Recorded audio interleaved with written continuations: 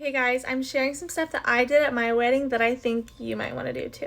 I could do a whole video on what's most important to like spend your money on for your wedding, but like obviously number one is your photographer. Marissa Alvarez was literally the best, and she took film, and I think that you should absolutely do that. It just gives like such a nostalgic feel. I wanted my husband and I to have like really smexy pics, and this did the job. If you're wanting it, film does it. Like, look at this. I love it. Next, I had no hair people come. I actually texted my bridesmaids before all of this, and I asked them like, do you feel like you're comfortable without doing hair, or do you like want makeup or not makeup? I tried to get all the preferences, and everybody wanted makeup done for sure, which I wanted as well. But everybody had their own preference on hair, which I also did too, so I like loved that they all agreed. But hair can be so tricky because you can get it done and you hate it the way that other people do it, and so I just didn't want any of that happening.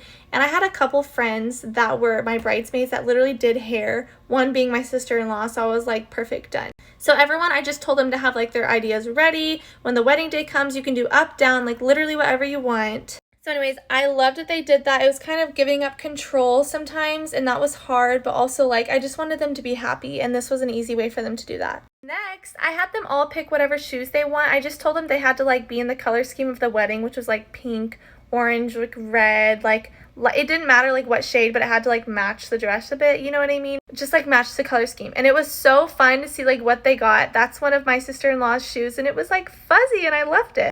I would suggest if you could find ways for your bridesmaids to like do things that like show their personality or like who they are, it makes it so much more enjoyable for them, because I hate having people purchase things that they don't love. So I wanted them to buy stuff that they would wear again. I didn't do a traditional like flower girl dress that's like white or something. I did like an obvious like flower like tulle dress, and I thought it was so cute. And also I didn't have a basket for her. I wanted her to have a sparkly little purse. This is one of my little ones I nanny, so she's like my little sister. So I like wanted her to have so much fun and be like a princess. And she loves purses, and I like suggested it, so she loved it even more. And I think she rocked it. She looks so cute. She's a little 7-year-old who slays, and she did a little twirl at the end, and it was just perfect.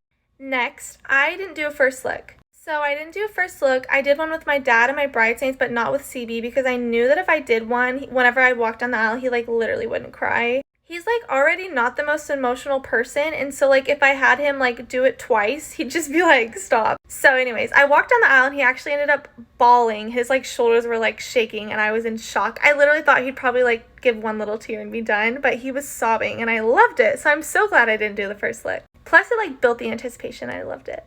Also, I had my bridesmaids pick different dresses. I didn't want them to be all the same, and I think that's very different. Again, I don't want them to buy something that they're never going to wear again, and I thought this was beautiful. Lastly, I designed this. It was a seating chart with everybody's names, and everybody loved it.